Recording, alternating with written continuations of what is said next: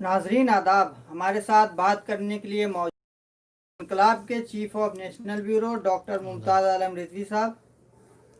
آج ہم ان سے بات کریں گے انقلاب میں کیا خاص خبریں ہیں۔ ممتاز صاحب، انقلاب میں آج کی کیا خاص خبریں ہیں؟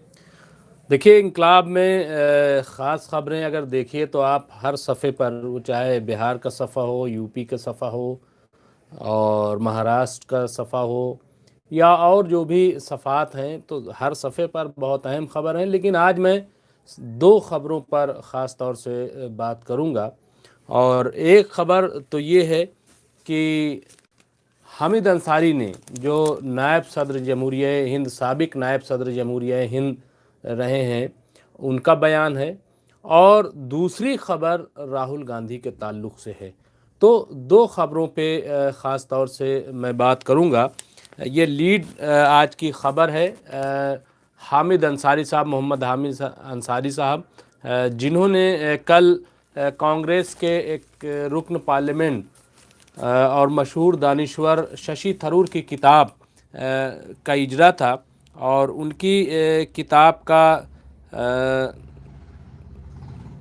کی کتاب کے اجرا میں خاص طور سے حامد انصاری، جو آن لائن تھا، حامد انصاری نے شرکت کی، اور اس میں وزیر اعلیٰ فاروق عبداللہ بھی شریک ہوئے، اور اس طریقے سے وہ پورا ایک پروگرام ترتیب دیا گیا تھا۔ اس میں حامد انصاری نے ایک ایسی بات کہہ دی کہ جس کی وجہ سے پورا ہنگامہ برپا ہو گیا۔ حامد انصاری ویسے تو بہت کم بولتے ہیں اور ان کا سیاست سے کوئی عمل دخل نہیں ہے، لیکن جو بات کہی ہے وہ غور طلب ہے، وہ ہر ہندوستانی کو سوچنے کی دعوت دینے والی بات ہے۔ انہوں نے کہا کہ ہمارا ملک کرونا وبا سے پہلے سے دو چیزوں سے گھرا ہوا ہے، دو وباؤں میں مبتلا ہے۔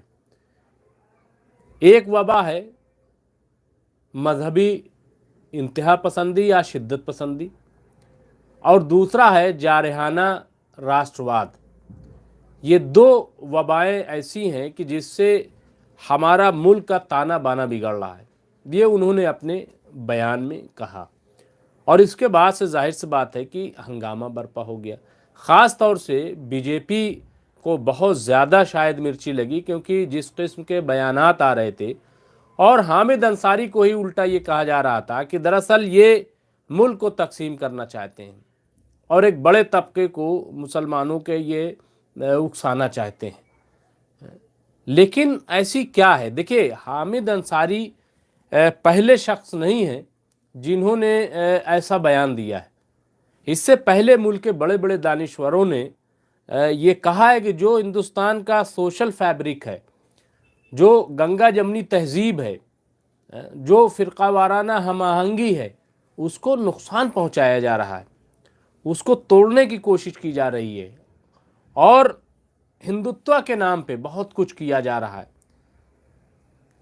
ساتھ ہی یہ بھی دانشوروں کا کہنا ہے کہ اگر ان چیزوں پر قابو نہ پایا گیا تو ہمارا ملک جو زوال کی طرف جا رہا ہے، چاہے وہ بے روزگاری کا معاملہ ہو، چاہے وہ معاشی تنگی کا معاملہ ہو، یا مہنگائی کا معاملہ ہو، یا اور دوسرے بہت سارے فیکٹر ہیں جو ہمارے ملک کو کمزور کر رہے ہیں، تو اس لیے ضروری یہ ہے کہ ہم جو ہمارا سوشل فیبرک تھا اس سے پہلے ہندوستان کا، اس کو بحال کریں، اور جو فرقہ پرستی ہے، جو فرقہ واریت ہے، جو انتہا پسندی ہے، اس کو ختم کریں۔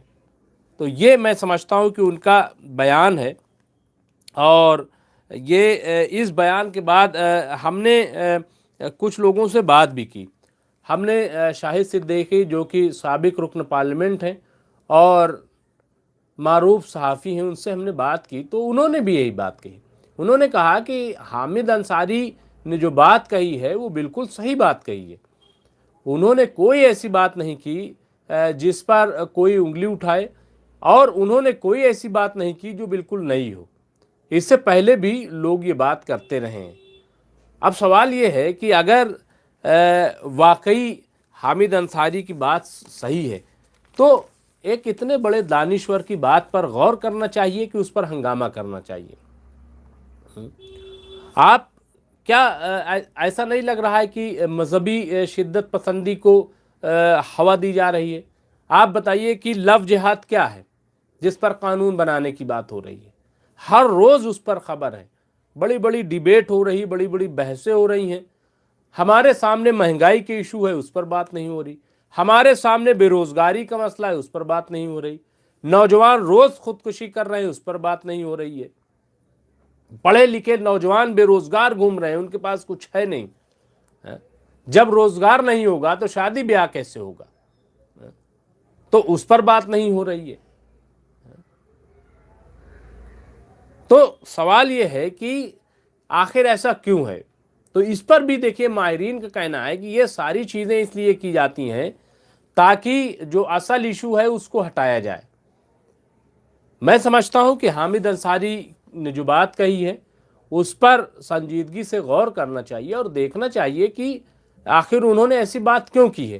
ان کو نہ تو کہیں سے الیکشن لڑنا ہے، نہ تو ان کو کہیں اب جانا ہے۔ 10 سال وہ ملک کے اپ راشٹرپتی، نائب صدر جمہوریہ تھے، بہت شانت سبھاؤ کے اگر ہم کہہ لیں تو ایسی شخصیت پر حملہ بول دینا اور ان کے سوال پر غور کرنے کی بجائے ان کو ہی کٹ گھرے میں کھڑا کر دینا، میں نہیں سمجھتا کہ بہت ہی اچھی بات ہے۔ پھر بی جے پی نے کہا کہ پی ایف آئی کہاں سے اس میں آ گئی؟ پھر اگر فاروق عبداللہ اس اجرا میں ہے اور انہوں نے یہ بات کہی کہ ہم 1947 میں پاکستان کے ساتھ نہیں گئے، ہندوستان کے ساتھ رہے، تو اس میں کون سی ایسی بری بات انہوں نے کہہ دی؟ اور جو ہندوستان میں رہ گیا، ہندوستان پر جس نے یقین ظاہر کیا، تو وہ یہ بھی تو چاہے گا کہ اس پر بھی یقین کیا جائے۔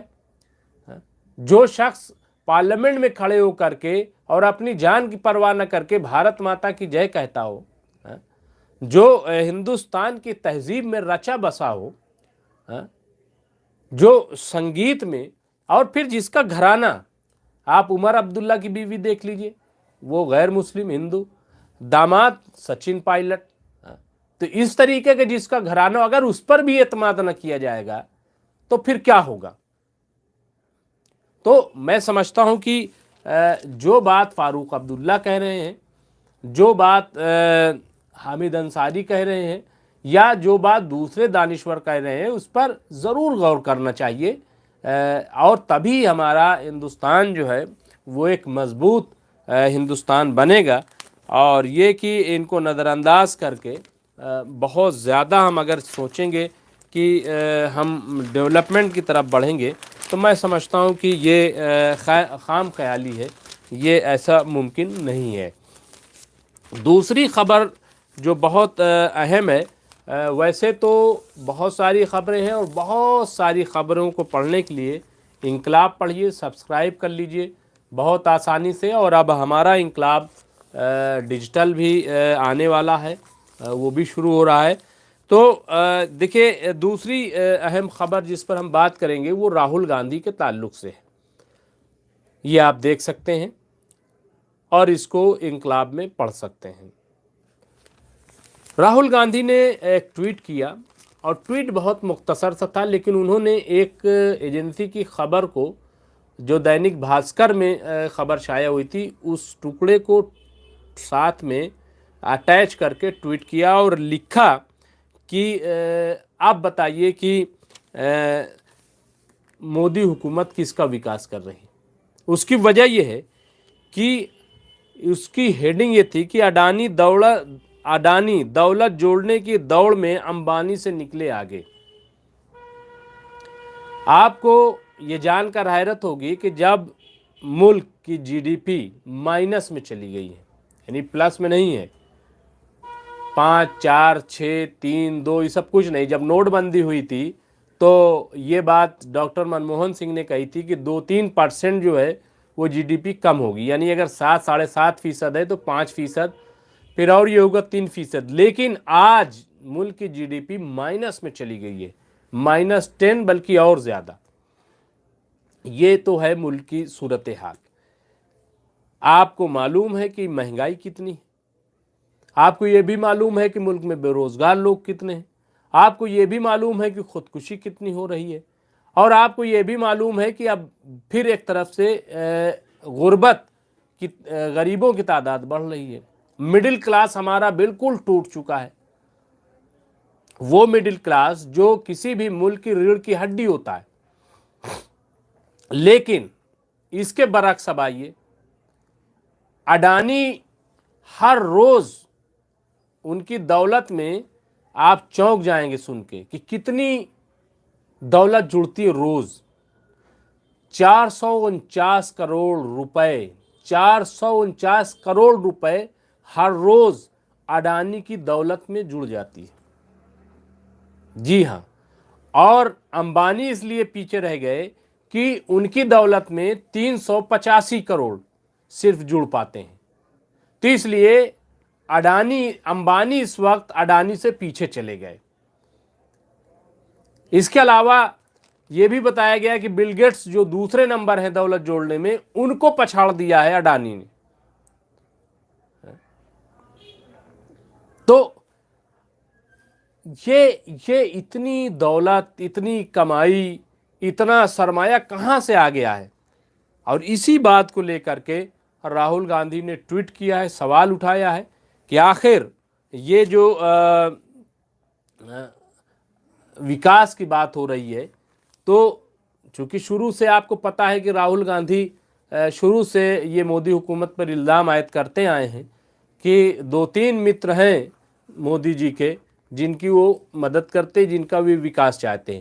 ان میں سر فہرست جو 2 نام آتے ہیں وہ امبانی اور اڈانی کے آتے ہیں، اور یہ خبر جو ہے وہ بہت ہی فیکٹ پر مبنی ہے، اس لیے اس کو بہت نظر انداز نہیں کیا جا سکتا ہے۔ تو یہ خبر ہے، دوسری خبر بہت اہم، اور بہرحال اگر آپ بہت ساری خبریں، ایک خبر اور ہے میں چاہتا ہوں کہ اس کا بھی ذکر کر دوں کہ جو عالمی خبر ہے، عالمی صفحے سے اس کا تعلق ہے۔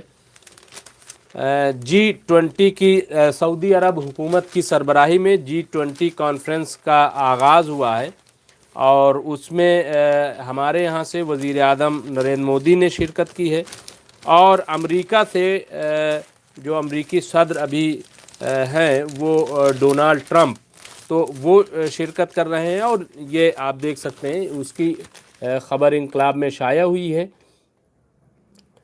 اس میں جہاں بہت سارے مسائل ہیں وہاں کرونا کا ذکر خاص طور سے کیا گیا ہے، اور جو شاہ سلمان ہیں انہوں نے یہ بات کہی ہے کہ کرونا وبا جو ہے اس نے بہت متاثر کیا ہے، یعنی تھوڑے وقت میں بہت زیادہ پوری دنیا کو اس نے متاثر کیا، اور یہ جو G20 کی ہے وہ اسی لیے ہے کہ کیسے یہ جو وبا کی وجہ سے، کرونا وبا کی وجہ سے جو نقصان ہوا ہے، اور پورا اقتصادی نظام جو کولیپس کر گیا ہے، صنعتی نظام جو متاثر ہوا ہے، اس کو کیسے دوبارہ کھڑا کیا جائے، اس کے تعلق سے یہ 2 روزہ میٹنگ ہوئی ہے۔